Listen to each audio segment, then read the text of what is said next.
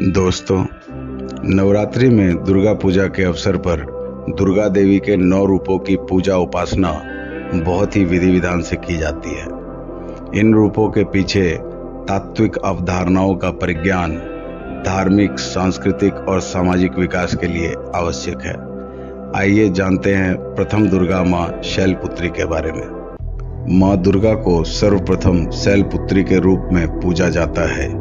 हिमालय के वहाँ पुत्री के रूप में जन्म लेने के कारण उनका नामकरण हुआ शैलपुत्री। इनका वाहन वृषभ है, इसलिए यह देवी वृषारूढ़ा के नाम से भी जानी जाती हैं। इस देवी ने दाएं हाथ में त्रिशूल धारण कर रखा है और बाएं हाथ में कमल सुशोभित है। यही देवी प्रथम दुर्गा हैं। ये ही सती के नाम से भी जानी जाती हैं। उनकी एक मार्मिक कहानी है। देवी सती महान राजा प्रजापति दक्ष की पुत्री थी। पौराणिक कथा के अनुसार प्रजापति दक्ष भगवान ब्रह्मा के पुत्रों में से एक थे। दक्ष नहीं चाहते थे कि उनकी बेटी सती भगवान शिव से शादी करे, क्योंकि वह शिव को एक गंदा तपस्वी मानते थे जो एक कुलीन परिवार की लड़की से शादी करने के योग्य नहीं था। हालांकि सती ने अपने पिता की अवज्ञा की और भगवान शिव से विवाह किया। शादी के बाद वह अपने पति के साथ भगवान शिव के निवास कैलाश पर्वत चली गईं। एक बार जब प्रजापति दक्ष ने यज्ञ किया तो इसमें सारे देवताओं को निमंत्रित किया, परंतु भगवान शिव को नहीं किया। सती यज्ञ में जाने के लिए व्याकुल हो उठी। शिव जी ने कहा कि सारे देवताओं को निमंत्रित किया गया है, उन्हें नहीं, ऐसे में वहां जाना उचित नहीं है। सती का प्रबल आग्रह देखकर शिव जी ने उन्हें यज्ञ में जाने की अनुमति दे दी। सती जब घर पहुंची तो सिर्फ मां ने ही उन्हें स्नेह दिया। बहनों की बातों में व्यंग और उपहास के भाव थे। भगवान शिव के प्रति भी तिरस्कार का भाव था। प्रजापति दक्ष ने भी उनके प्रति अपमानजनक वचन कहे। इससे सती को क्लेश पहुंचा। वे अपने पति का यह अपमान न सह सकी और योगाग्नि द्वारा अपने को जलाकर भस्म कर लिया। सती के आत्मदाह की खबर भगवान शिव तक पहुंची। अपने क्रोध में उन्होंने वीरभद्र का आवाहन किया, जो स्वयं का एक भयानक रूप था, और तुरंत दक्ष को नष्ट करने के लिए आगे बढ़े। उन्होंने दक्ष का सिर काट दिया और पवित्र यज्ञ के लिए तैयार किए गए संपूर्ण यज्ञोपवीत को नष्ट कर दिया।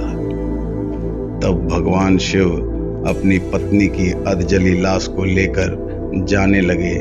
जैसे ही भगवान शिव शरीर को अपने साथ ले जाने लगे, शिव ने सती के शरीर को कोमलता से धारण किया और अपना रौद्र तांडव नृत्य शुरू किया।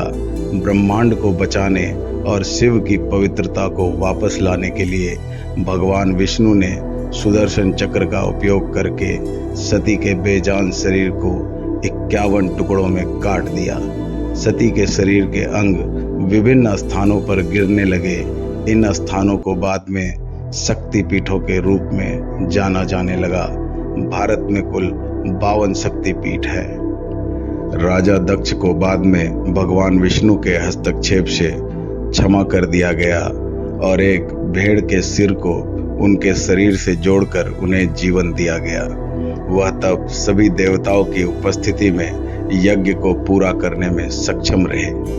यही माता सती अगले जन्म में शैलराज हिमालय की पुत्री के रूप में जन्मी और शैलपुत्री कहलाई। पार्वती और हेमवती भी इसी देवी के अन्य नाम हैं। शैलपुत्री का विवाह भी भगवान शिव से हुआ। शैलपुत्री शिव जी की अर्धांगिनी बनी। इनका महत्व और शक्ति अनंत है। नवरात्रि के पहले दिन माँ के इस रूप की पूजा अर्चना होती है। गाय पर सवार माँ शैलपुत्री चंद्रमा को धारण करती हैं। धार्मिक मान्यता के अनुसार माँ शैलपुत्री की आराधना करने से जातक की कुंडली में चंद्र दोष ठीक हो जाता है। माँ शैलपुत्री की उपासना का मंत्र है, या देवी सर्वभूतेषु शैलपुत्री रूपेण संस्थिता नमस्तस्ये नमस्तस्ये नमस्तस्ये नमो नमः। वन्दे वाञ्छितलाभाय चन्द्रार्धकृतशेखरां वृषारूढां शूलधरां शैलपुत्रीं यशस्विनीम्।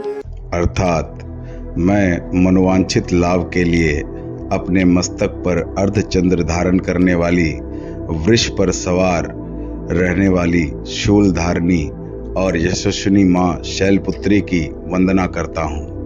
उपवास के बाद माता के चरणों में गाय का घी अर्पित करने से आरोग्य का आशीर्वाद प्राप्त होता है।